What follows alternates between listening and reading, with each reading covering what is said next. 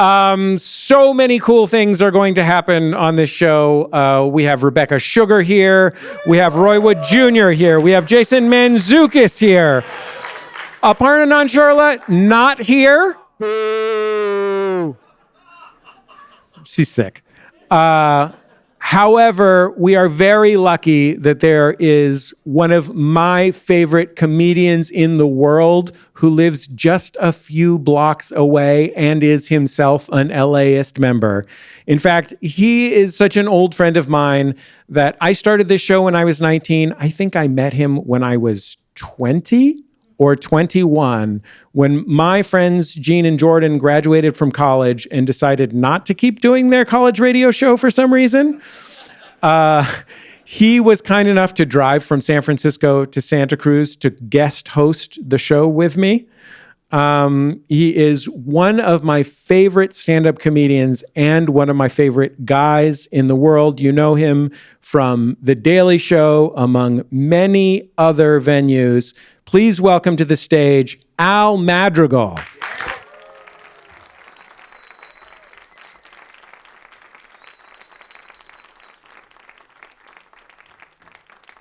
One more time for Jesse. Let him hear it. This is great, huh?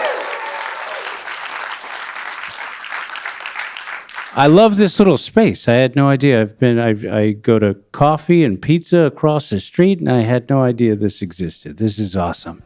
Let's see. Coffee and pizza across the street. This is not a good recipe for my gut, but it's delicious. All right. So I have known Jesse for an incredible amount of time. Now it's crazy. I think I went and co-hosted that show before wife and kids, certainly. And now I'm an empty nester. That's how long it's been. I just recently got both kids out of the house, which deserves applause.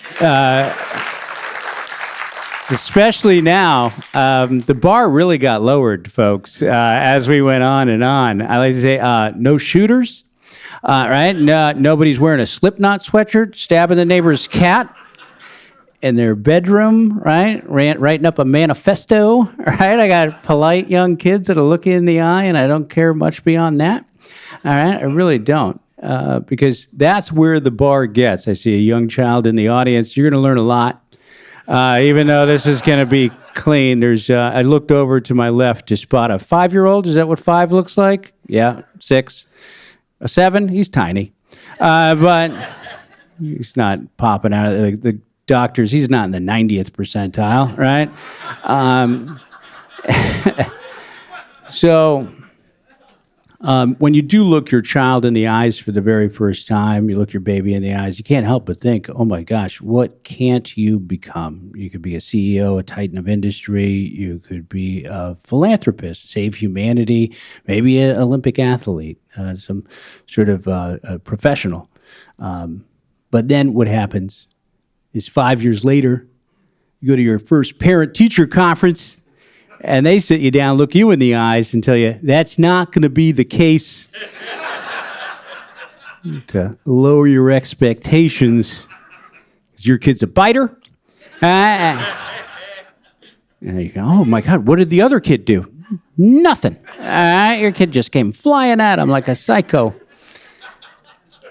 Yeah. So that's where we end up. You see another dad, and they say, that knows the kids, and they say, hey, how are your kids? And you go, no shooters, all right? And then you high five. All right, that's what happens. They said, I just read recently that a man is at his happiest when his kids are out of the house and the dogs die. I didn't say it. They said it. And I've got 2 older dogs. I got the kids out of the house. You just heard about that. I've got 2 older dogs. I have a 17-year-old dog, and I have a 14-year-old dog. Both Chihuahua mixes, though, which is like the Honda Civic of dogs. It's a long-lasting dog. All right, one's blind and has no teeth and still running around the house going, what's going on? Pumping into stuff. And then a couple other things to be concerned about. It's the happiest days of my life ahead. But, of course, you got to consider the drones. It's just a matter of time. You see them all over the Ukrainian war. It's a matter of time. They can drop a burrito. They certainly can drop a flare and an explosive device. I lived right near the fires, had to evacuate, learn a lot about yourself when you have to pack a go bag. All right, and then there's COVID. It's not going to stop at 19. I'm not sure wiping out the CDC is probably the best policy. All right, it'll probably work its way up to 25 in our lifetime. I don't know if we'll be around to see it. And then, of course, do I have enough saved? What is a retirement savings when civilization is collapsing? AI. Probably going to take all of our jobs. Certainly Jesse's. But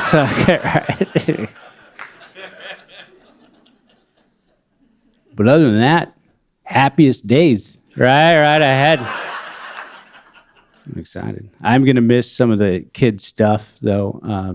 We did club sports. That actually I'm not going to miss so much. Anybody have their kids in sports? Is that the 7-year-old play any sports? What does he do? Baseball, soccer. Is he club? AYSO? You're in the league. AYSO. You got to up at the club. That's the trap. I just like, it's like a fraternity. You get other people to join, but it's really a horrible deal. All right. I spent upwards of $40,000 supporting a mediocre athlete. I really did. I spent about $45,000 on a 5'4" shooting guard. It's not the best investment.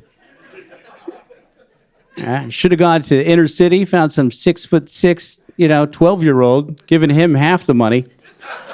My kid could have been the agent. That would have been a smarter deal. It's ridiculous. I finally snapped with my daughter's volleyball. I have a very tall daughter who played volleyball in Southern California. How about the girl? Does the girl play any sports? There's little kids here. I'm going to talk to them. You do nothing. You just go home after school. You have no hobbies. Hobbies are for suckers. Right? You like nothing. You just love school and that's it. You play an instrument? See, you do stuff. She plays piano. And does the teacher keep telling you you're good and you have a lot of promise? No? You're horrible at it, but you have your parents keep throwing money at it just because you love watching them waste money? That's always a trap with any instrument. The piano teacher, the guitar teacher goes, showing a lot of promise. Yep. All right, so you can buy a package at $1,000. But finally, with volleyball, I snapped. I couldn't take it anymore. It's because it's just a fortune. There's always nationals. So if you do club volleyball in Southern California, you got to travel. You're on a travel team, right? And then you're always going to places that you don't want to go. And so the team mom, right, we're having a meeting, and she goes, all right, everybody. It's always some psycho, right? Usually my wife. And says, all right, everybody, we're going to Spokane for the Nationals, Spokane, Washington, and I created an Excel spreadsheet. You could see that we locked in a hotel at a higher rate than you'd be able to find on your own. And then we're going to pay for the lunches, dinners, and hotel rooms of the unqualified coaches. We're going to do that. And finally, I stood up and I said, can I say something? First of all, we're not good. Shouldn't we be meeting people locally before we jump on Expedia and start booking flights? Secondly, we live in Los Angeles. Spokane comes to us. Right? It's just nonsense. I am going to miss the backyard parties. I'm not sure if anyone's been to a Mexican first through fifth grade, like a 5-year-old birthday party. You've held them. It's the best time. right? I mean, you see, I think that's my Instagram algorithm knows that I like looking at Mexican backyard birthday parties. Gets a little weird, but you got to check this out. Sweater over your shoulders, you've never been to one for sure. You got to go. They take you in, they don't care. All right? And you can tell them all about pickleball, and after a couple shots. But it always is just images of strollers. The kids have been asleep for 3 hours, and then everybody's still up pounding shots and beers. It's so fun. You got to get the piñata. Yeah, I love going down to the Mexican party supply store. It doesn't matter if you go down to Glassell Park or you're in Cleveland or Guadalajara. They all look the same. Spray painted storefront. All right, airbrushed. It says weddings, flowers, horchata, income tax mufflers. Notary and copier is written in on the side because they didn't plan properly for the amount of businesses they were going to roll out of that particular storefront. Piñata is ridiculous too, because think about it. It's like, hey kids, let's get your favorite cartoon character and let's lynch his ass. Then we can all take turns beating the crap out of it until his guts come out. All right, I got to go, but thank you very much. And thanks for supporting Jesse and the show and LAist. All right, thanks, buddy. Al Madrigal.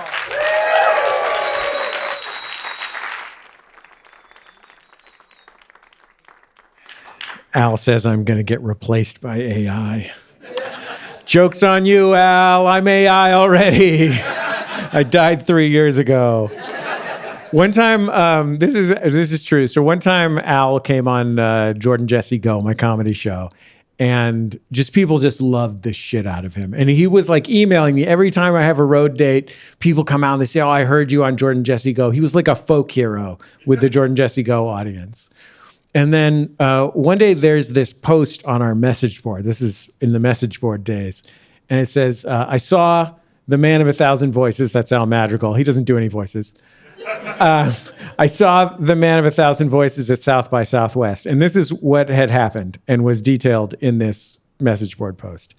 Al was on a Daily Show stand-up tour. And John Oliver was hosting this show. It was at South by Southwest Interactive. So it was a bunch of nerds. And which is a great audience for them. And John Oliver is hosting the show, and he notices that there's a guy filming the show with his iPad, which, first of all, people who are traveling to things with iPads, ready to film with iPads, are wild to begin with. Like phones, use your phone. But he's out there, he's holding up an iPad. And John Oliver told him to put the iPad away. And he did not put the iPad away. And John Oliver, being a nice British man, just accepted his fate, that he was going to be filmed on this iPad. And then John Oliver brought out Al Madrigal. This is all in this message board post. John Oliver brought out Al Madrigal. And he said, Al Madrigal told him to put the iPad away, and he didn't. Anyway, long story short, he left the theater in tears. Al made the man cry. An adult man at a business conference left crying. That's my friend. Al, are you coming out to set the record straight? No, of course it's not. Okay. You can share this one. All right. Come on, tell me, what is your concern here? This is a true story. This is obviously not planned. I had no idea. Well, I didn't know you were going to go in on my job getting replaced by AI. So I told you this. I told this great story about my friend Al, who's half Mexican and half Sicilian, and sometimes the Sicilian side comes out. I am, yes, Mexican and Sicilian, and formerly have had temper issues. And John Oliver knew this, loves it, by the way, encourages this poor behavior, and I may have threatened to shove that iPad up something and trying to be clean. Yeah. And he got upset. It was his fault. It was clearly his fault. I mean, what kind of, just sitting in the front row, holding an iPad, filming all of our sets, not allowed. No, you're right, I Al. didn't feel great about it. I hate that it's, there's a record. Yeah, we put that in your permanent file, Al. All right, but thank you. Okay, Al Madrigal. One of the loveliest men in the world, but please do not cross him. Our first guest on the program has been a guest on Bullseye. I think this is his third time, one of my absolute favorites. He actually got his start in radio and stand-up comedy in Birmingham, Alabama. He was a correspondent on The Daily Show for 8 years, and he has a brand new book that is right around the corner. It's called The Man of Many Fathers, Life Lessons Disguised as a Memoir. He's also the host of the hilarious and wonderful CNN panel show, Have I Got News for You? And in case you haven't seen it, we have a little clip. What did he compare giving your kid a life-saving measles shot to? What did he compare vaccination to? If the answer is slavery, I'll kill us all. Every last one of them is wrong and drips with disdain and slavery. Oh, knives! Dead! You're dead! You're dead! I'm dead! But y'all, the vaccines and slavery, I would say, wouldn't you agree? Jasmine Crichton, No. you don't remember that? You don't remember that scene in Roots when they got vaccinated? You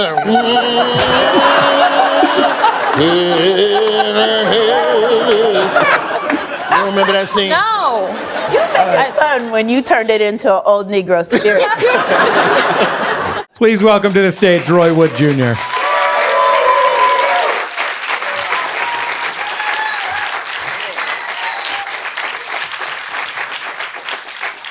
Thank you for having me. Thank you for being here. It's very nice of you to have clips and shit. I appreciate that. I'm sorry, this is public radio. I can't be. Got to be appropriate. I'm sorry.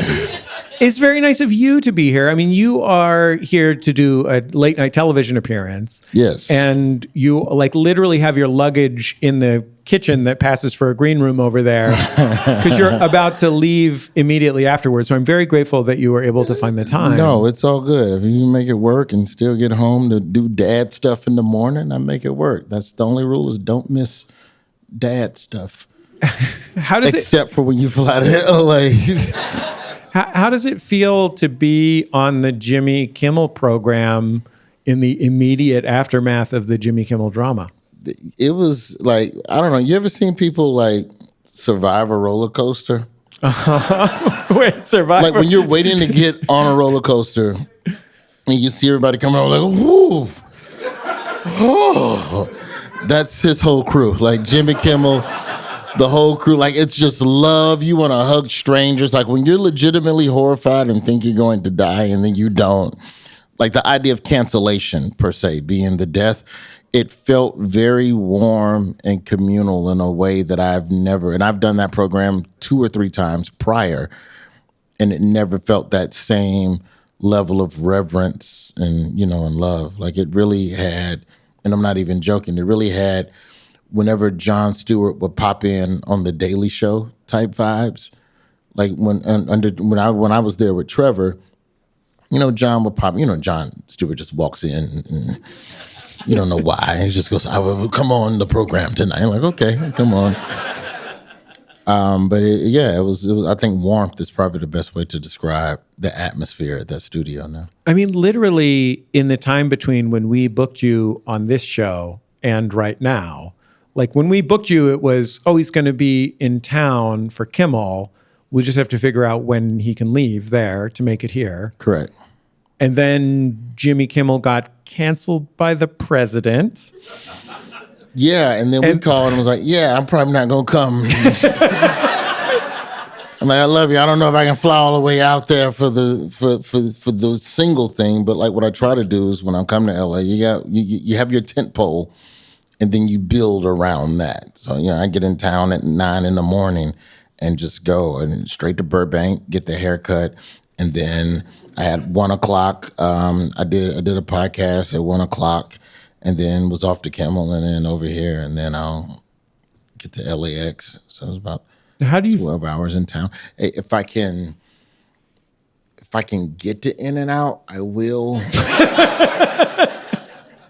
Tonight is not gonna be. The flight's too close, but like that's normally the thing. I go to In and Out on the way out of town, and that's like the one little cherry on top. For like when you come to LA and just do it. I call them just a bang out. When you come to town, just bang out stuff. You go to the beach, you meet Angeline.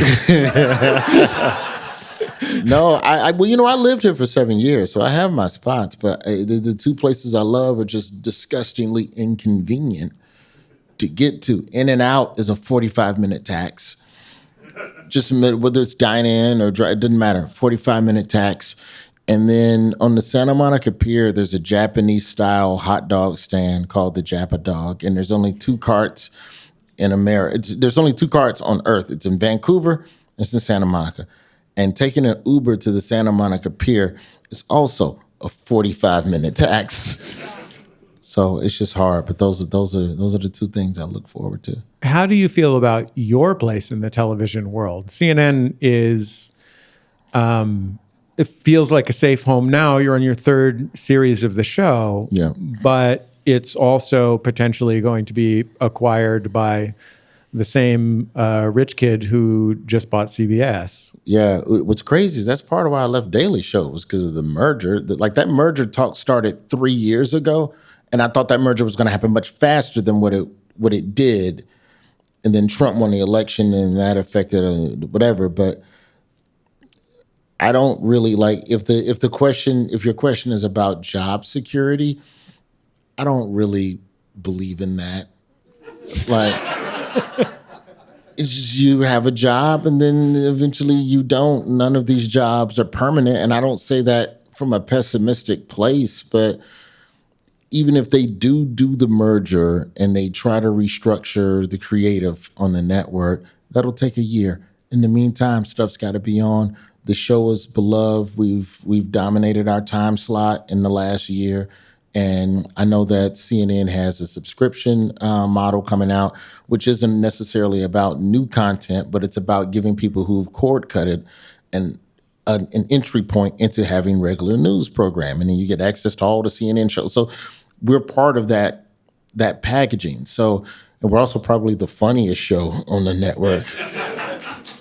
I mean, Don't applaud that. Well, let me say, the Wolf Tony Blizzard's Shalhoub, Tony Shalhoub going around eating bread with people, and that's been pretty interesting. And like, it's like Stanley Tucci, but just bread. Like it's just, like I'm not joking. That's literally what like Tucci would do the wine, and Longoria does all the like Latin American food.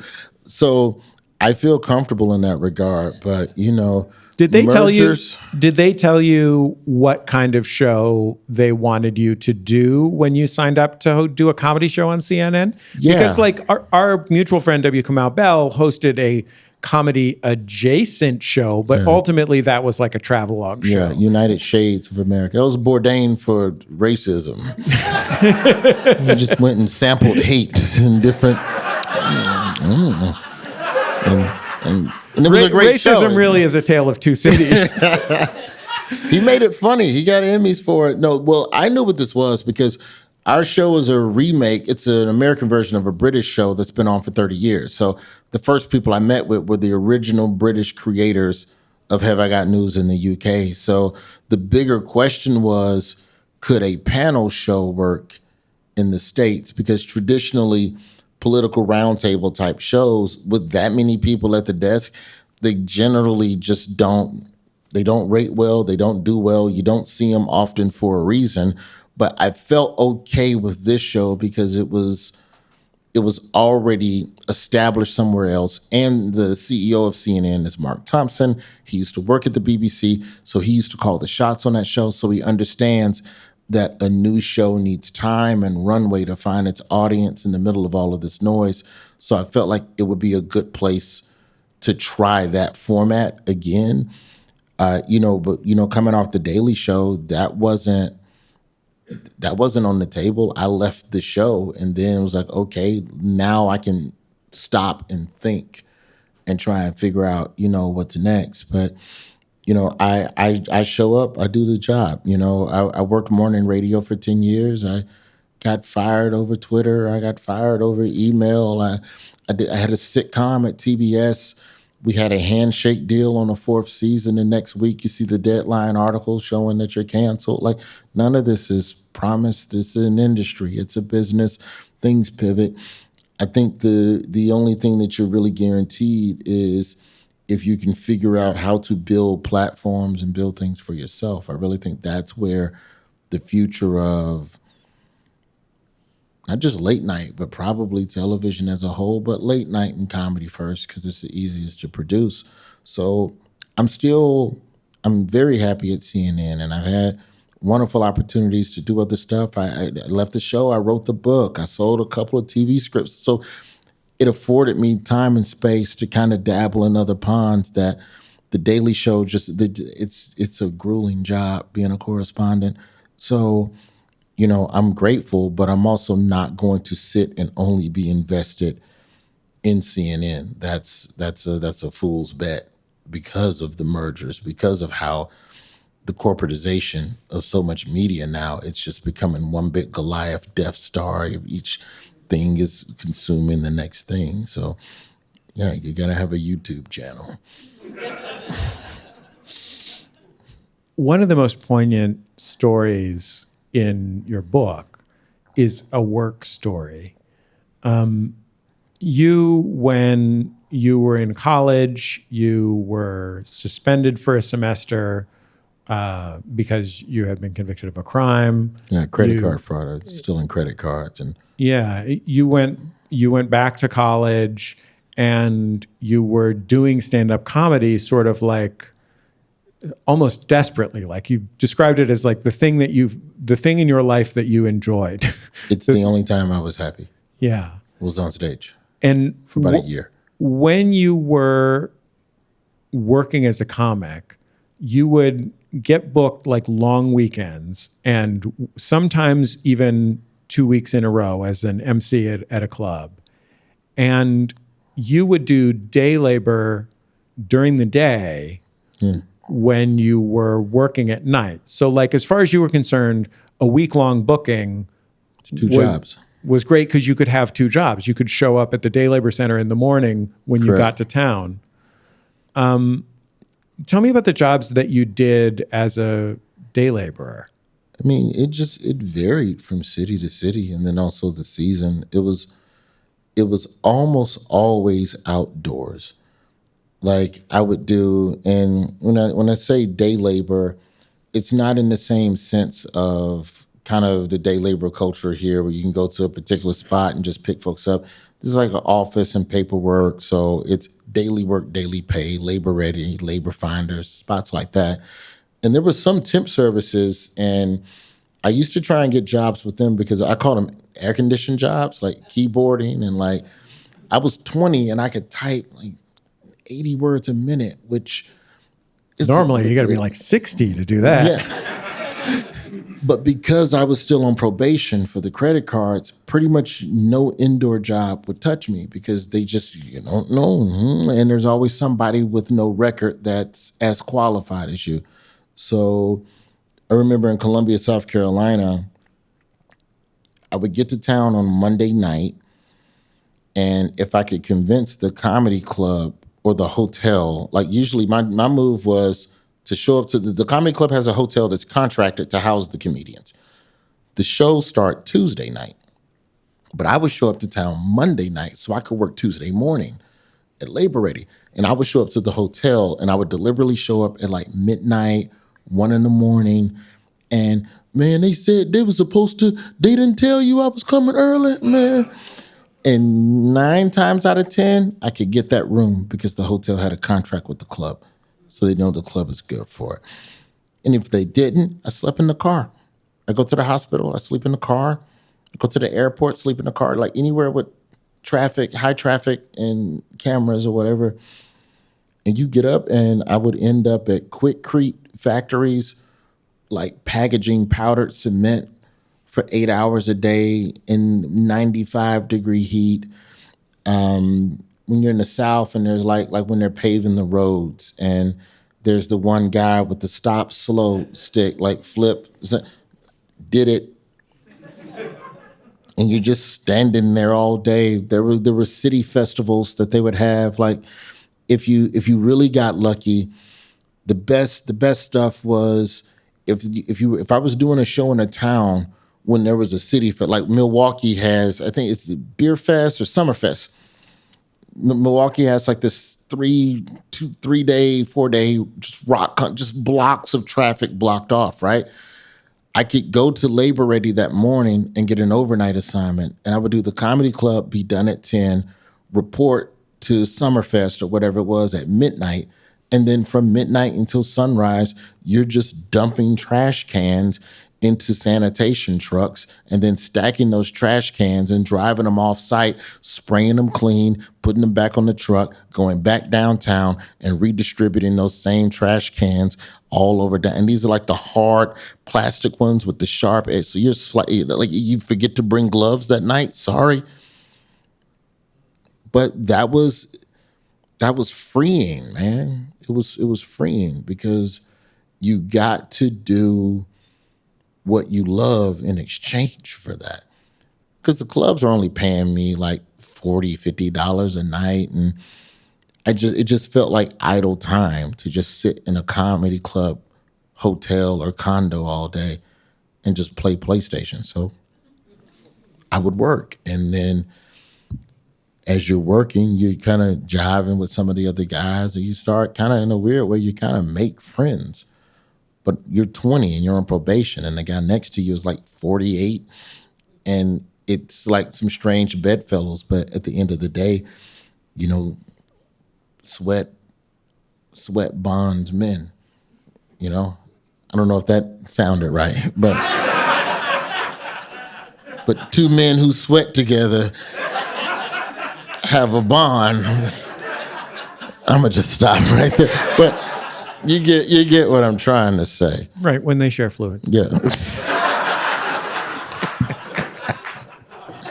But yeah, it was those were simpler times, man. I mean, what I hear you describing in part is like you have either 10 or 12 half siblings, but you are also your mother's only child. Correct. And what I am here, I'm also my mother's only child. I have 2 half siblings. Mm-hmm. What I am hearing you describing in part is like an only child dream life, which is you are performing for people when you are ready to do so in the right context. Yep. And you are only responsible to others for the course of one day, and then you see how you feel the next day. Yeah. And you are at 20, even as a convicted felon on probation, in control of your own life. Yeah. Pure freedom, which is all I ever really wanted.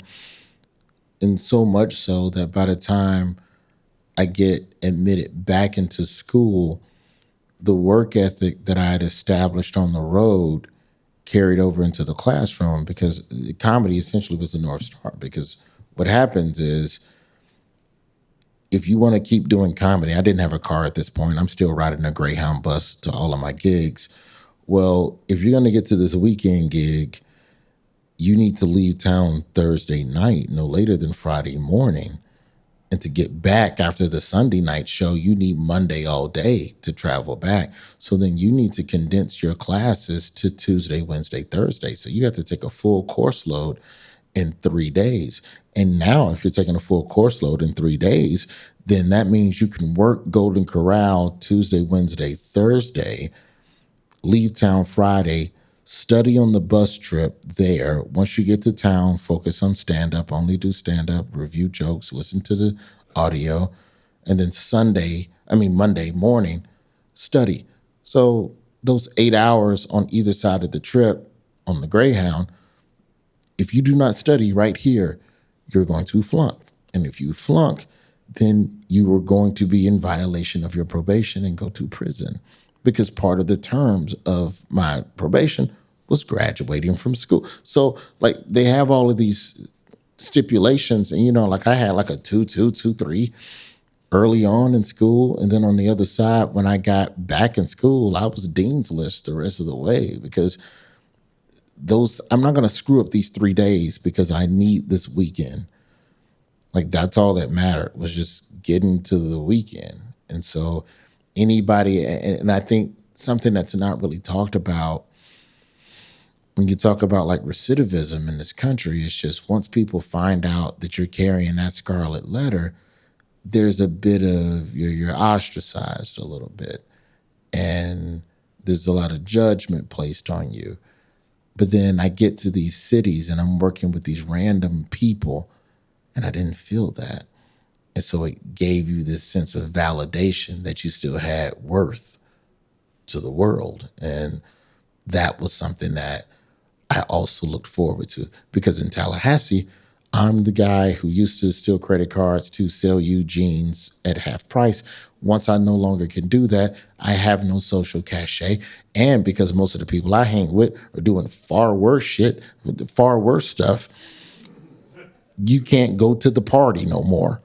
It's not cool for you to be around people like that no more. And as part of the terms of your probation, you can't even be around those types of people no more. So once you like walk in a room, like you could literally, like I was 20 and I could like walk in a room in college and I could just scan the felonies happening in the room and just go, like, Terminator walks in the room like, and scan it. And I'm like, all right, I should leave. So it cut down my social life. But then when I got out on the road, none of that mattered. It didn't matter at the comedy club. You're on stage, you're funny, you're talking about something I relate to, I'm gonna laugh. So this idea of being judged on my potential versus being judged for my past, it was literally two totally different worlds. There's this Carlos Williams poem that I have like a little bit of. It was the most only childish thing ever. I have a little bit of it tattooed on my arm. And in the poem, he's describing himself at home when his children and his wife are asleep. And he's like in his office and he's doing a little dance for himself in front of the mirror naked. And there's a part where he says, lonely, lonely, I am best so. And who shall say I am not the happy genius of my household? And I think sometimes when you're an only child, there's this like allure to loneliness, because even though it is this painful thing and you desperately want connection, you also kind of so want to just have the quiet of having your own life on your own terms. Yeah. Yeah. There's a tax. Like companionship costs, there's a trade-off. And I think the problem though is that in relationships, we're always taught to defer to the other person's needs and give them what they want. But I think you just have to be honest about what works for you, and then just keep being honest until you find something that meshes, with that. I remember one time, just when we're supposed to go on a date, and like in the time leading up to the date, I'm dreading it, not because I don't like her or anything, but there was just a lot of stuff I needed to get done at the house. And I was just honest about it. I was just very honest, just in the sense of, we can do this thing, but I bet you will clock that I am not present. She was like, what would you rather do? I go, well, I would love to just bring your laptop over and we just do work around each other. And she was with it. And like that idea, and that doesn't have to be every single outing or something, but the idea of finding somebody to be alone with, I think that's the trick that only children have to deal with. Lonely, just because loneliness is comfortable doesn't necessarily mean it's always the right move. You know, I do have fun with friends. I have people and folks I chat with and kick it with, but there are days where I just need to just be alone just to kind of refill my tank a little bit. There's nothing personal. And I think the problem is that people who are more sociable or come from big families or they need social interaction because they're scared of the noise in their brain. Like, they'll take offense to it. They take you choosing yourself as rejection or something personal. And it's not. That part of it, finding some degree of social compatibility within that construct, that's a little difficult. Like I found as I've gotten older, I have gotten worse at small talk. And I don't know when that happened. Like, I was a waiter for years, and like, it's waiting tables is a series of micro conversations. And now, like on the elevator, I don't know what to say to you. And elevator, we riding, yeah, the button. I've lost something. And I wonder if that's because I'm always alone. Are you worried that it's because you are becoming your emotionally distant, much older father? Because that's something that you write about in the book, is that there was a point in your life where you were living with your father much of the time, but like felt like he had nothing to say to you. Yeah, we just didn't talk. You know, good dad, terrible husband is probably the quickest summation for the sake of tonight. But no, I mean, my dad and I didn't talk a lot, but, you know, that's for a bevy of reasons. I mean, you know, he was always at war with my mom, and so I would choose her. So sometimes I was the enemy, and whatever his mood is this week. But for me, a lot of what I deal with is so much of my life is people. Professionally, it's people. To promote it, it's people. So sometimes there's a day where you just don't want to open the front door and you just want to play PlayStation. And there's nothing personal about that.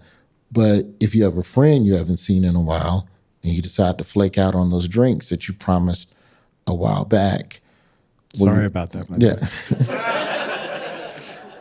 You know, you're only going to get so many times before people reshuffle you in their lives because they got to protect themselves too. I got a buddy I was tight with for 20 years. He got engaged and I didn't get an invitation. And I felt some kind of way about it. So I called him. And in so many words, what he basically said was just, you don't call, you don't come around. So what did you, I figured this would be another thing that you just couldn't come to because you're doing all of the stuff that I see in my algorithm. But I still wanted to be included, even if I couldn't have showed up. How do you control those impulses in your own parenting? Because this book is like epistolary to your son. This is like you teaching your child in the form of this book. Yeah. I think with my son, it's more of a, hey, here's the things that I think made me me. So if you're trying to figure out who you are, start with this stuff because that's the stuff that feels most prominent within me. And then if you identify that in yourself, you'll know what to do or not do with those feelings and impulses. But in terms of like isolating myself from my family, no, absolutely not. Like I'm like literally, I land at 6 a.m. in New York and they have a function at his school in the morning for the parents and him before. It's like a parent's break. Like come eat terrible food with your child. You know, the breakfast, and come here, breakfast, and the parents eat the breakfast, and you sit in a small-ass chair. But, you know, I want to be there for that. I had an old man who wasn't there for any of that stuff, you know? So it'd be nice to see what happens to someone within my generation, within my lineage. What if the father was around? What would that look like? Let's see. My pops lost his dad when he was 4. So, he never had that. So how does he even know what I needed? Because he never got it. So, in a way, really sitting with a lot of those truths about him, it made things very forgiving and freeing because I understood, Well, Roy, speaking of your family, you have an airplane to catch. So thank you so much for taking the time to talk to me. And thanks for your wonderful book, which if folks go pre-order this, if you're in the room, and buy it now if you're listening on the radio. Absolutely. Roy Wood Jr., thank you so much for joining me on Bullseye. It's so nice to see you, man. Thank you. Appreciate it. Thank you all. Thank you, Roy. Roy Wood Jr., his new book is called The Man of Many Fathers. It drops October 28th. You can get it at your local bookshop or at bookshop.org. He's also the host of Have I Got News for You, which is Saturdays at 9 on CNN and also on your streaming services. This isn't going on the radio. Sorry, children. It's a fucking hilarious show. You should watch it. It's so great. And you know what? Now that he's not on stage, should have been the host of the fucking Daily Show, but they fucked up. It's fine. Lots of great people still on the Daily Show, but it should have been him. Oh, wow. I'm so glad that we have this next guest here. I was lucky enough to corner her backstage to tell her what her work meant to me and to my family. It is work that is so profoundly special and has changed so many lives. Their second EP, Lonely Magic, dropped earlier this summer. In addition to being a musician, they created the beloved television program Steven Universe, one of the most beautiful children's shows that's ever existed on television. They were also a writer and storyboard artist for Adventure Time, and it was just announced that they are going to be the director of a brand new feature film starring the Moomins. The Moomins, the Finnish hippopotamus people who are the most famous thing in the entire world everywhere except here. Please welcome, performing the song Hill to Die On, the wonderful Rebecca Sugar.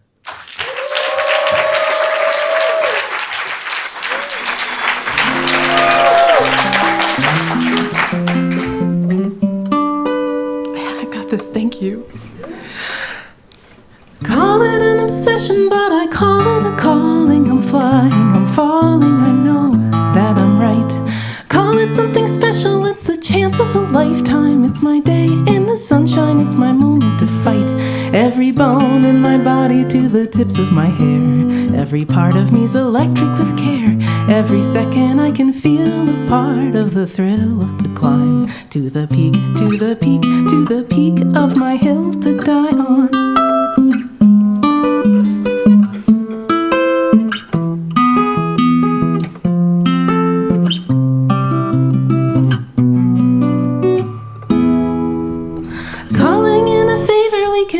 Together in the heat of the fever, I'll make you a believer. Nothing could be better than the top of that mountain where there's fame and there's glory in the power of story. You and I can make it, I'll be holding your hand. Sweet luck that somehow you understand my love. Oh, how your bright eyes sparkle with the thrill of the climb. To the peak, to the peak, to the peak of my hill to die on.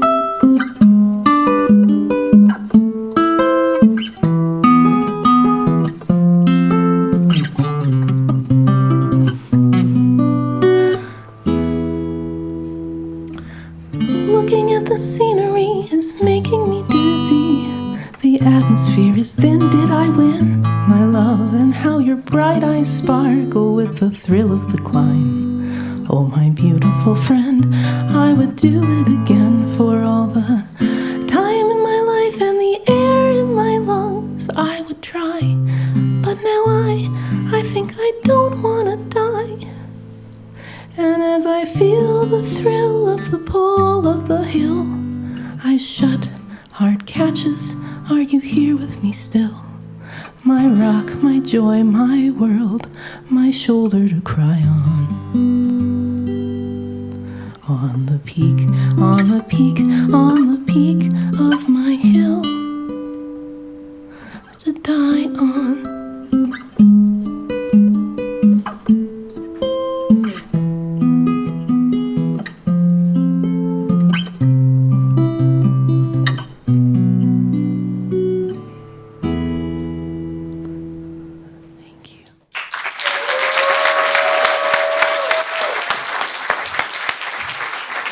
Rebecca Sugar.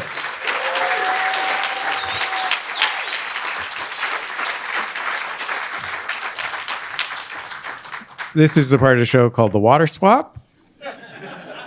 Water flying in, water flying out. I'm going to introduce our next guest in just a moment, but first, I want to call your attention to these handsome posters advertising the 3 25th anniversary shows that we are performing. We're doing one here in Los Angeles, one in Santa Cruz where it all started, and one at the Pit in New York City where I did the first ever Sound of Young America live show about 20 years ago. Thank you. These posters are made by Triangle Poster Printing Company in Pittsburgh, Pennsylvania. They are the last remaining Carnival poster printing company that still prints posters by hand. You can call them and ask them to print 20 posters for you, and they will do it. As you can see, these images also promote various carnivals and fairs around the world. I will have some of these after the show, just out in the lobby, so please stop by and give me a $20 bill or Venmo me, and I will give you one of these. I'll also be glad to sign it for you if you'd like, but I think it would kind of ruin it. No one wants to look at my signature. They'll already be like, Jesse Thorn, who the fuck is that? But please buy those from me because we're not getting paid tonight. Not that they should pay us. The president just took their money away. That wasn't the reaction I was looking for. He took my money away too. Okay. Our next guest on the program is a comedian and actor who, when you see him on screen, you absolutely always know that you are about to see something special. You saw him on The League, where he played Raffi, the guy who kept hot dogs in his pockets. You saw him on Brooklyn Nine-Nine, where he played Adrian Pimento, who was also completely out of his mind. Maybe you've heard him on How Did This Get Made, the legendary Bad Movie podcast that he co-hosts with June Diane Raphael and Paul Scheer. He is also on the latest season of the British comedy panel game show, stunt show, Taskmaster. And only in a public radio comedy nerd audience could I say that and get a round of applause. Please welcome to the stage, Jason Mantzoukas.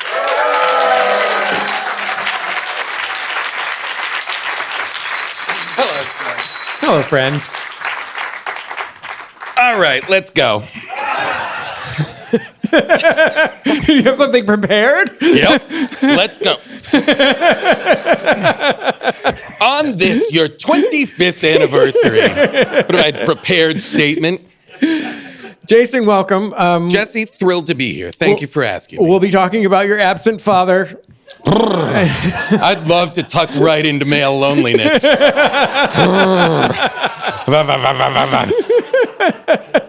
Instead, let's talk about Taskmaster. Sure. We? Not the lonely crucible that all comedians are born from. Got it. Got it. All comedians' memoirs are either how I became an alcoholic Yes. during the 12 hours a day that I was in Des Moines with nothing to do, Yep. or how I just barely avoided becoming an alcoholic by getting addicted to something else in the other 12 hours. Or the home I grew up in had too many people in it or not enough people in it. The guidance counselor is like, you'll never become a comedian. Too medium of people. Yes. You're not going to be funny if you're just right. Exactly. In the Goldilocks scenario. Can I ask you a sincere question? Please. Was there a guidance counselor at your high school? There was. What did the guidance counselor tell you?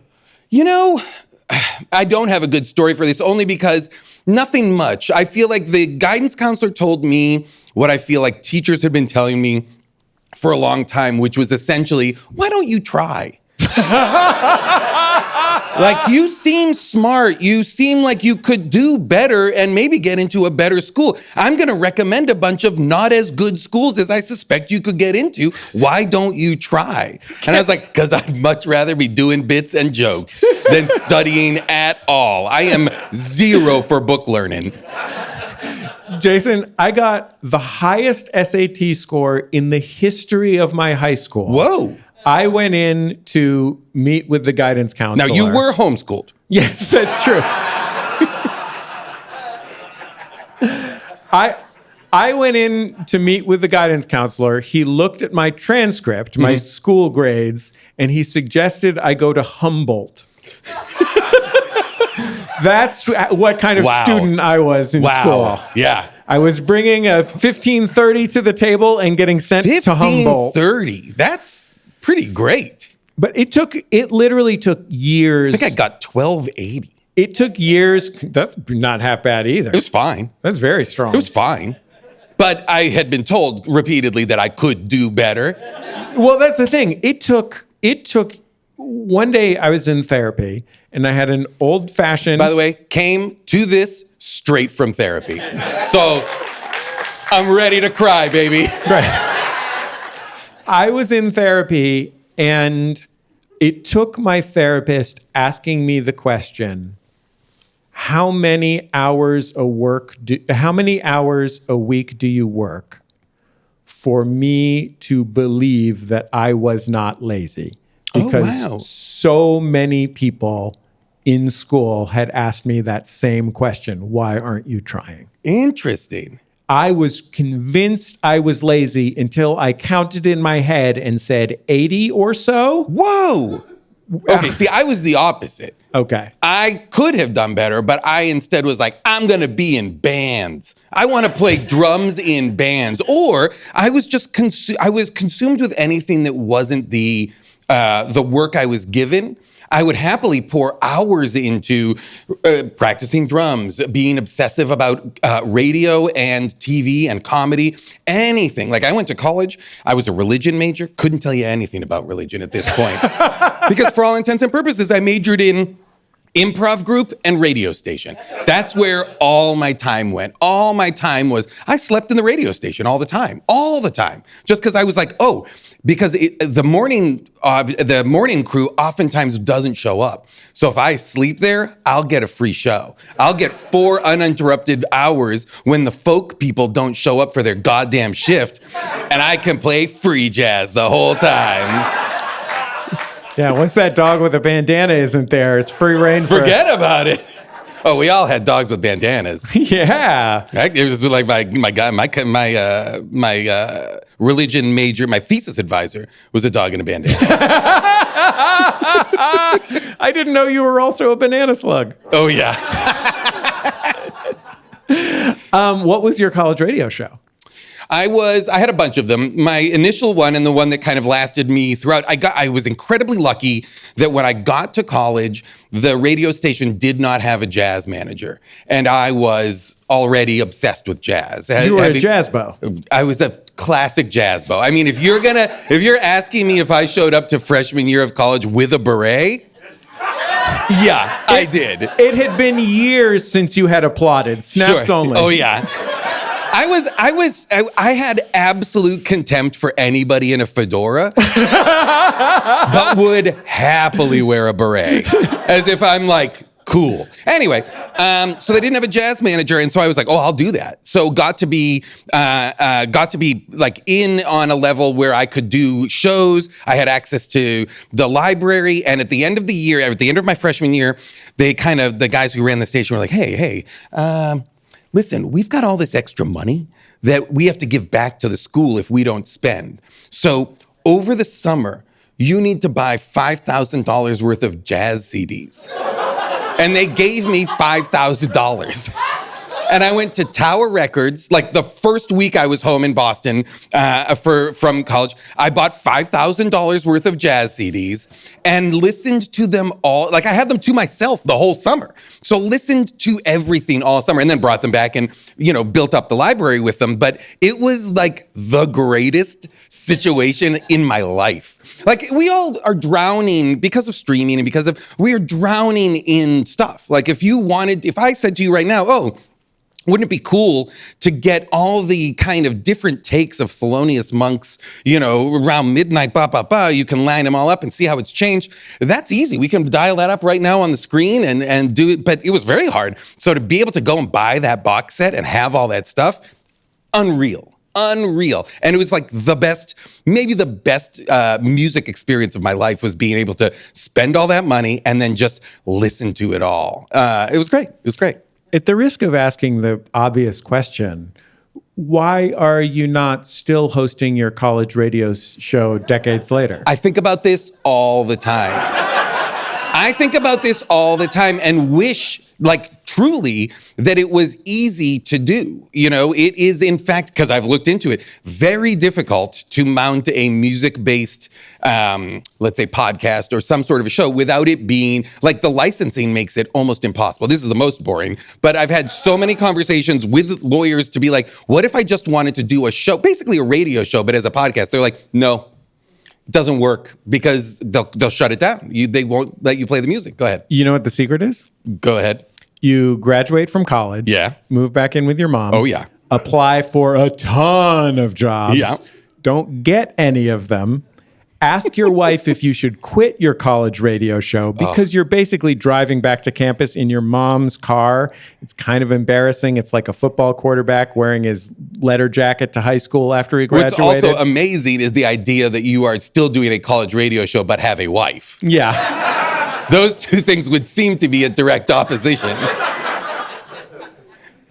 And then your wife says to you, "Well, you don't do anything else."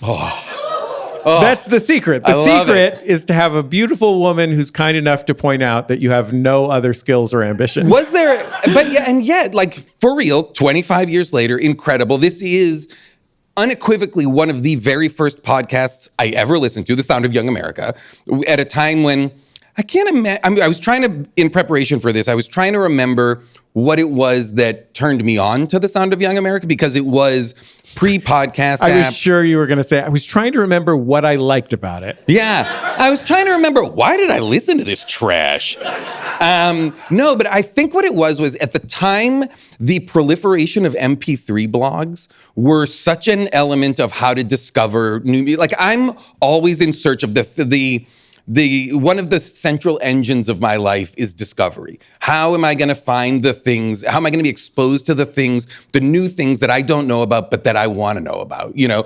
Whether it's shows or movies or music, especially.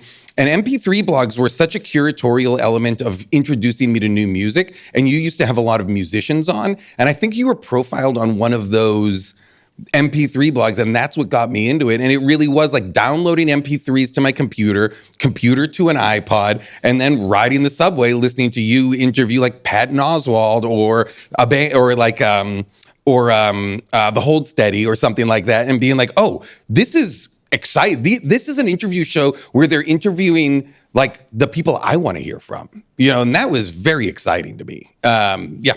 I think of you more than almost anyone I know as an improv guy. Sure. And I mean that not in the way that most would mean it. No, in the way that almost everybody's butthole just tightened when you said improv guy. Like, He's not going to make you come to his show. He's not going to make you come to his show. Hey guys, I'd love to get a suggestion. But yes, no, I think of myself as an improv guy. That was something you Primarily. also discovered in college. Yes, I discovered it. I would say in high school is when I was exposed to it because that's when British Whose Line Is It Anyway started airing in the States. And that I remember being like a bomb, going off and being like, oh, whoa, this is, because I was already a massive comedy fan, you know, SNL and Monty Python and anything that was like any sketch show or anything like that, I was deeply obsessed with. But then improv was a thing that really, you know, in the late 80s, early 90s was just not a thing very much. You weren't exposed to it. Every college didn't have an improv group yet. It was not as big. It hadn't proliferated the way that it does now. The idea that the group that I do improv with, Dinosaur, is going to be going on a tour where we will be able to sell out like 2,000 seats to do dumb improv bits is mind-blowing compared to what I used to do. So yeah, and then in college, I joined at Middlebury College, the group was called the Otter Nonsense Players. Otter Nonsense, because the Otter Creek ran through Middlebury. Humor Force 5. Was there 5 of you? No. Oh boy. Wait, was Jordan in the group? Yes. Oh, incredible. Yeah. That's an incredible thing because St. Clair was in my group. Oh. So the idea that, like, you and Jordan, St. Clair and I... Jessica St. Clair. Wonderful Jessica actor St. Clair, and incredible. One of the funniest, most brilliant people on earth. Truly one of the funniest. These are dynamics and relationships that we've been doing since college and that we still do. Like when How Did This Get Made went on tour last year and June couldn't go because she was working, St. Clair came in and it was just the two of us just roasting each other over 30 years of shared experiences. It was an absolute blast. Why do you think you are still so enthusiastic about being an improv guy when you could say, well, I've had a 20-year career as a successful actor at this point? I think that And So also, go ahead. you're about to go on tour with Dinosaur, the sketch group that you and Paul Scheer and various other people are in, and sell out 2,000-seat theaters and not make any money. Correct. Oh, yeah. Because there's too many people going. It's a zero. Yeah, like it's for the love of the game. Right. You know, I think that for me, because every once in a while I'll be asked that question, and to me it wasn't do improv in order to get to this other thing. And I think for a lot of people that is it. It's a tool, it's a stepping stone, it's a way to get access to a stage, a cohort, a peer group, anything that could continue moving you forward, like right? Michael Keaton doing stand-up in 1982. Exactly. Perfect. Right? Absolutely. Yes. And I think he would be the first to say, like, I wasn't going to be that. That wasn't going to be what I became the best at. It was a way to get exposure and gain knowledge and connections and all the rest. But for me, and I think part of it was having been obsessed with jazz and playing jazz and being a musician who was improvising, the idea of improvising with a group on stage, an ensemble improv show, scratched that same itch. And that's kind of I can't replicate what that does in any other way. I love being on shows. You mentioned some of my favorite, like being on Brooklyn Nine-Nine or any of these. I love that. And those are incredible experiences. But I would happily, for the rest of my career, just get on stage with people that I think are hilarious and just make up a show from thin air. That to me is the most rewarding. And it's also, I think, in all honesty, straight from therapy, it is the only place in my life where I feel like I am present, where I don't feel like I am forecasting the future or relitigating the past, where I am living in the moment to moment, and just present tense existing. And that is, boy, do I wish I could thread that through the rest of my life, but at 52, seemingly unable to. That being said, I'll never stop improvising. You know, like, I don't think I'm not interested in it being a past tense thing for me. I love the people I get to do shows with, many of whom I've been doing shows with many of the same people for over 20 years. But then what's beautiful about improv and improv groups is we're constantly bringing in new people, and somebody will be like, oh, so-and-so can't make it. Oh, I've got somebody who we should have come along and play. And then you're playing with all new people, and that's exciting and interesting. And that kind of, I don't know, it might be corny, but that kind of putting on a show, we're all figuring it out together, we're all just on stage, and this is a one-time only, unique event, I find very exciting and electric in a way that I don't find like movie or TV acting the same. It's a different muscle. It's just, I'm not interested in it being one or the other. Improv to me is the skill set that I am the most proud of, I guess. I was talking to a friend who has a kid who's in high school, and they did a little bit of improv in theater school. And the thing that I described to him, he's an artist, but a visual artist, was there are these things that you learn from doing theater that are really wonderful. Like I went to theater school and I learned that if you're not there at the time that you said you were going to be there, no one can do anything. Right? And that's like a really essential part of living, is to show up for other people, right? Yeah. And you have to learn it somehow. But the thing that I was trying to describe to him about doing improv is that you would think that the most exciting part of improv is putting over a joke or doing something funny and the audience laughs. And that is great, like, for sure. But I was trying to describe the feeling of being on stage with people in a really dangerous situation where everyone could certainly look foolish, where you feel like you are not only absolutely able to rely on the other people on stage, but also that your job is to make those people look good. Yes. And I think just to, I think, paraphrase what you're saying in a way, it's boy, is it electric and exciting to deliver a line that you haven't prepared that just came to you and it get a laugh. But the far better feeling is to set you up for a line. You knowingly deliver it, it destroys. And we've done a shared magic trick now together. It's one thing for a clever person or a funny person can exist almost siloed on stage in an improv show and be funny. You know, funny people are going to be funny people. But to watch people work together without knowing where they're headed, but to watch that moment of surprise and discovery hit both of us and watch that happen, that's a magic trick for us and them.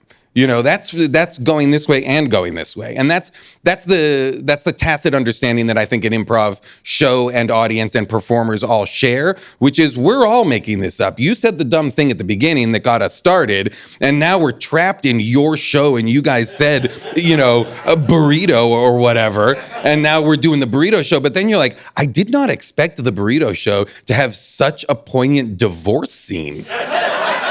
You know, and then you're like, with not knowing how that would happen and us not knowing how we would get there or how even where there is, that discovery and that kind of shaggy rooting around and finding and building and heightening, that teamwork, that ensemble work, I think is the most satisfying thing, is really almost like connecting with you and doing a scene or doing a show, you know, an entire show, just on stage, not knowing what we're going to do for a long period of time. That I think is incredibly rewarding because it prioritizes the things that are interesting to me, which are surprise and discovery. Those are the things, because discovery is, and I like what I was saying before about music, you know, like discovering stuff in the moment is like an electric shock, you know, if especially if the audience doesn't see it coming and if they can tell you didn't see it coming, if you register the surprise and then it ripples out to them, that's a really satisfying experience. And we have all seen bad improv shows. There's nothing worse. Truly nothing worse. I win Washington, D.C. once. Yep. I won't say where it was, but it was at Comedy Sports in Washington, D.C. Mm-hmm.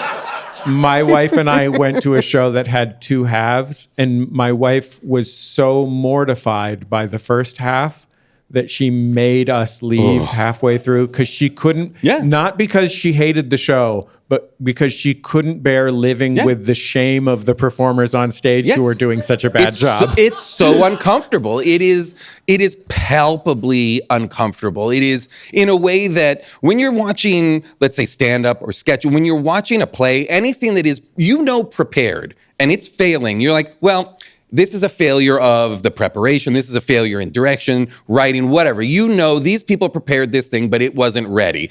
When you're watching an improv show, you're like, these people are dying up there.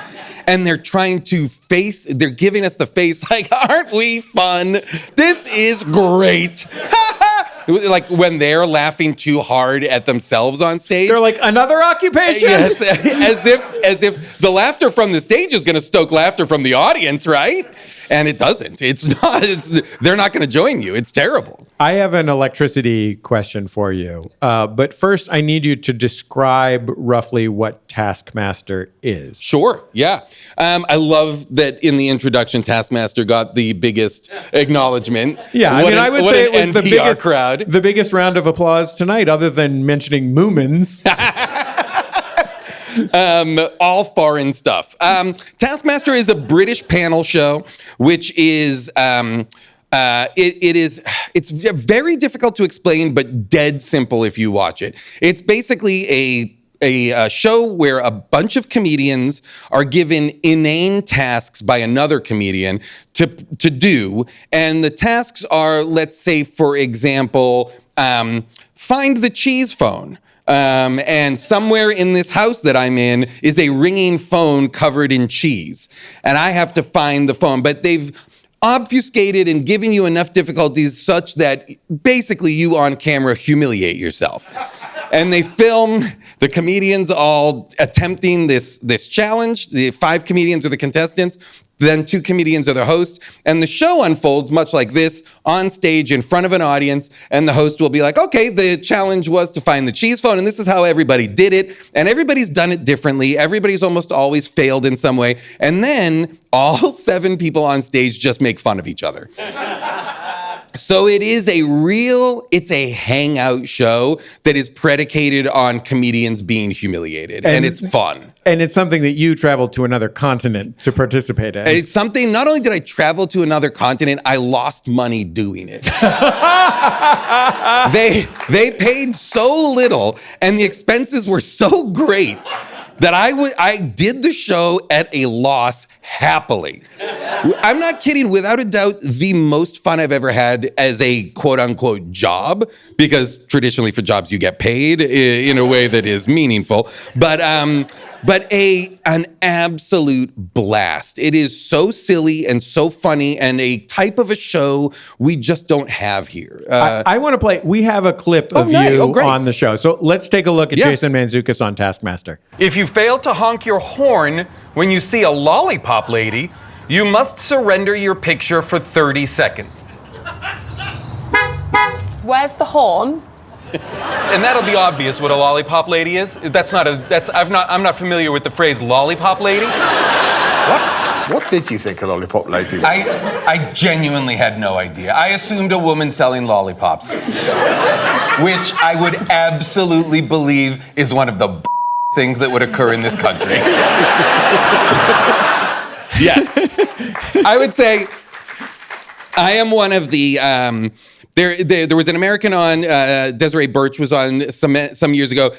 She was lived in London at the time. I'm the first person who came over as an American, and I would say 60% of my time on the show was bickering with them about Britishisms versus Americanisms. There is a strong, I have watched a number of episodes on which you appear. There was a strong, I did not come here to make friends vibe that you bring. Very unusual for this program. Oh yeah, pretty chummy show in general, but no. I found my MO was antagonism. My whole thing was your show is my show now, in an American imperialism kind of way. What was the most humiliating activity in which you participated? Boy, there were so many.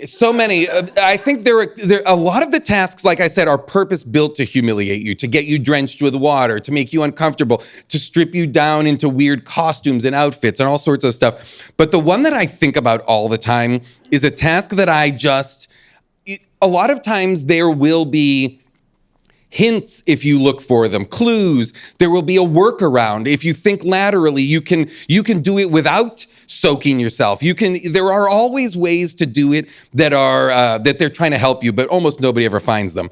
But there was one task where you had to put a bunch of pillows in a bin, but it was like a red light, green light. Like Alex, the host, would open his eyes, and his whole thing was, if he catches you, you're wearing a cape of a certain color. If he can say your cape is, in my case, blue, then the game is over, you've failed. And everybody fails, and everybody tries to go around in front of him. And I realized, if I go around the back of this structure, I can be behind Alex. And if I can get behind him, then he'll never be able to see me, and I bet I'll do it. So I get all the way behind him, so much so that I'm literally right behind him, like peeking out over him.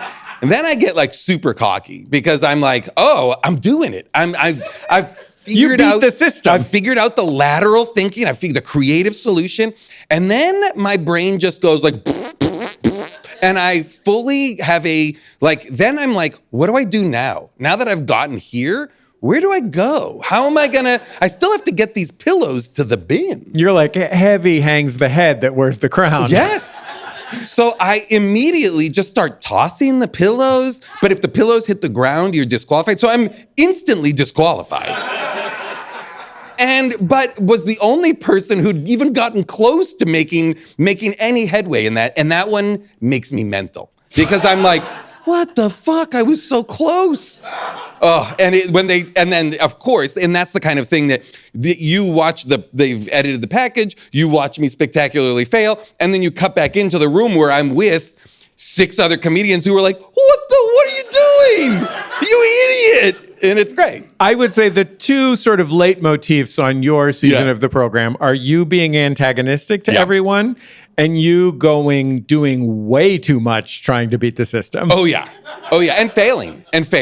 Like, and then destroying things, usually in frustration. The same mind that helped you buy $5,000 in jazz CDs also led you to think you could out-puzzle every single one of the puzzles. Every puzzle, as if there was a secret solution to all of them, which really there's only a couple of them that have that. And I wasted a tremendous amount of time and energy and self-respect trying to outthink them and failed. Are you now a celebrity in the British comedy humiliation community? I would assume so. I have not been there since it's aired. I would be genuinely curious if I were to go and walk around London right now, if people would be like, boo, boo, you blew it, you idiot. You're England's Omarosa now. You'd go work for Boris Johnson. Bojo? Jason Mantzoukas, everybody. Congratulations, Jesse. He's on, thank you, Jason. He's on the latest season of Taskmaster, which you can watch on YouTube. You should also check out his wonderful podcast, How Did This Get Made?, in which he, June Diane Raphael, and Paul Scheer dive into some of the worst movies of all time. We've got a couple of things left for you. Rebecca's about to come back on stage. I've got one more thing left for you, but because this is like our hometown 25th anniversary show, I want to take a second and offer a few thank yous. First of all, much of the staff of Bullseye is here. Our producers, Jesus Ambrosio and Richard Roby, are here. Thank you to them for making this show possible. Our senior producer, Kevin Ferguson, who for years has been shepherding this program through some really immense personal challenges in both of our lives, and to whom I am so grateful. Kevin's commitment to the show is actually what gets it on the air every week. You should all be so lucky as to have a friend like that. There are some like OGs, like some true OGs here tonight. Almost 25 years ago, I was on a message board called okplayer.com listening to remixes that some stranger had posted on the message board and thinking they sounded cool. And I had the idea to send a direct message to that person and say, hey, do you have any beats I can use on my college radio show? He said yes, and we've been getting a CDR of beats every 18 to 24 months for 25 years. So thanks to Dan Wally, DJW, who's around here somewhere.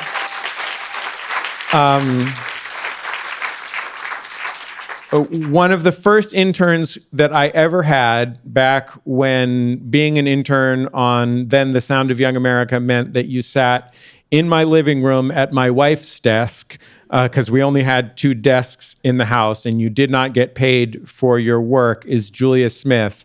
She ended up becoming the first paid producer of Bullseye, as well as the first producer of my show, Judge John Hodgman. I was also lucky enough to work with her producing the Pee Wee Herman Radio Hour, which was a truly Sisyphean task, although a joy throughout. I mean, we made a radio show with Pee Wee Herman.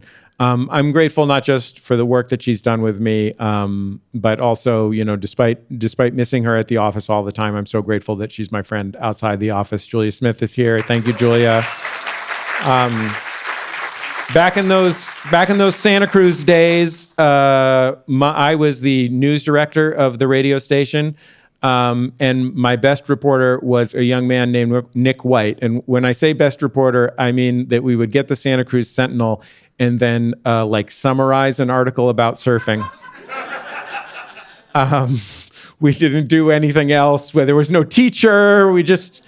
I was only doing it because I got $1,000 a semester to do it. He ended up becoming the news director, then becoming the station manager, then becoming the first person I knew who had an actual job in public radio at WBEZ in Chicago. He was also the first person I ever paid to work on my show. I think I paid him $300 a month to edit The Sound of Young America, which, in my defense, was half of the money I had. So very, very special thanks to Nick White, who is not only a special friend of mine, but thankfully he is also a San Francisco Giants fan, which is so important for my life because we have to go to Dodger Stadium in pairs for safety. So thank you to Nick White. There's also 2 really, and I'm sorry that these thank yous are so long, but they're important. There are 2 really special people here. When I started this show 25 years ago, I recruited the 2 funniest people that I had ever met in my life to that point. One of them was a guy who I had been in freshman core class with and had done a year of improv before he quit because he hated performing so much. But he was someone who was so funny, I almost couldn't believe that he was real. He's probably even embarrassed that I'm talking about him right now. But when he co-hosted the show with us, he was everyone's favorite. Once a girl called in, won tickets to a flamenco show on our program, on the air, and said she would only accept them if Gene would go with her on a date. And they ended up dating for a year. Nothing in my life has been more fun than writing stupid jokes with him at 1:00 in the morning when we had to go on the air at 7 in a dorm room. And so much of my sense of what is funny in the world comes from him. So thank you so much to Gene O'Neill. The other person I recruited was this curly-haired kid from Orange County. I was the RA of the Performing Arts Hall, and he was the loudest person on that hall. Before I recruited him onto the show, I had to let go of my resentment because I could already tell that he was funnier than I was. And it turns out that he was not just brilliantly talented. He was also an absolutely ride or die creative partner. For 4 years, we did The Sound of Young America together. Then we did improv comedy together. We traveled the country doing sketch comedy, sleeping in people's backyards and peeing in people's backyards. I think there may still be a flyer backstage at the Los Angeles Upright Citizens Brigade for a sketch comedy show that we did the second week that it was open. And over the last 15 years or so, we've been doing Jordan Jesse Go together. He is a genius. He is a pros pro, the kind of person who would ride the campus shuttle with you and put up flyers for your stupid improv show that no one wanted to go to. Even we weren't sure we wanted to go to them. He was the kind of person who was always ready to stay up late to write jokes. He is the kind of person who has never missed a recording of our podcast. Every week I look forward to going to the office and seeing my friend and getting to spend an hour or two just basking in his talent. So thanks to one of the other creators of The Sound of Young America, Jordan Morris. Thank you, Jordan. And the final person with whom I will try your patience is not in this room, maybe is watching at home, my wife, Teresa. I truly cannot overemphasize in the 25 years that I have been hosting this show how little money I have made doing so. Or the number of times that I have almost quit, or the amount of help that I have needed in that time holding my life and my show and my family and my business together. Teresa has been my partner in all of those areas since we were 17 and went to senior prom together. So Teresa, if you're not out of the room right now dealing with a child crisis, I love you. Thank you.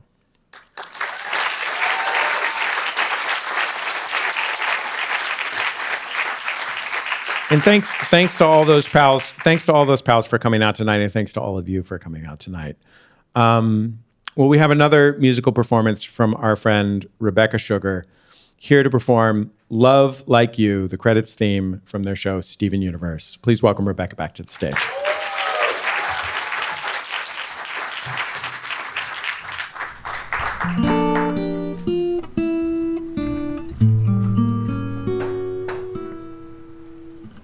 If I could begin to be half of what you think of me, I would do about anything. I would even learn how to love. When I see the way you act, wondering when I'm coming back, I would do about anything. I would even learn how to love like you. Love like you. Love like you. Love like you. I always thought I might be bad. Now I'm sure that it's true, 'cause I think you're so good, and I'm nothing like you. Look at you go, I just adore you. I wish that I knew what makes you think I'm so special. If I could begin to do something that does right by you, I would do about anything.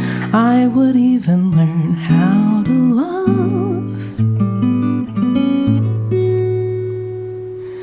When I see the way you look, shaken by how long it took, I could do about anything.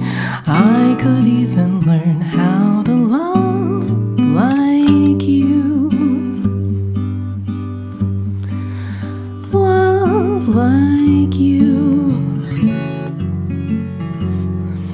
Love me like you.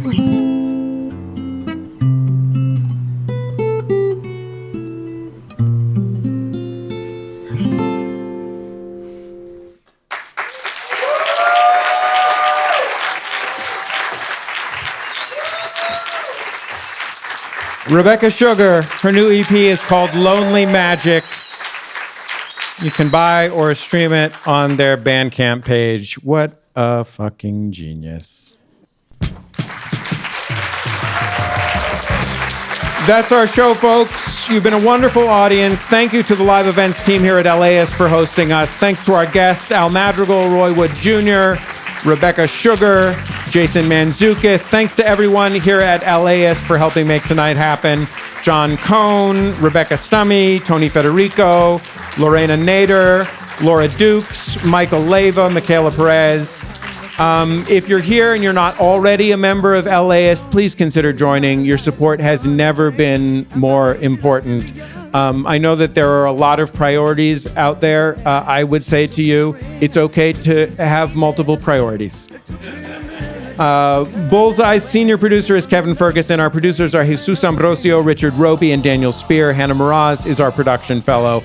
I will be out there at the table that was covered in LAist tchotchkes before. It will now be covered in these affordable and tasteful posters. Thanks for coming. Thank you for supporting Bullseye for all these many years. It's been a total honor. Good night.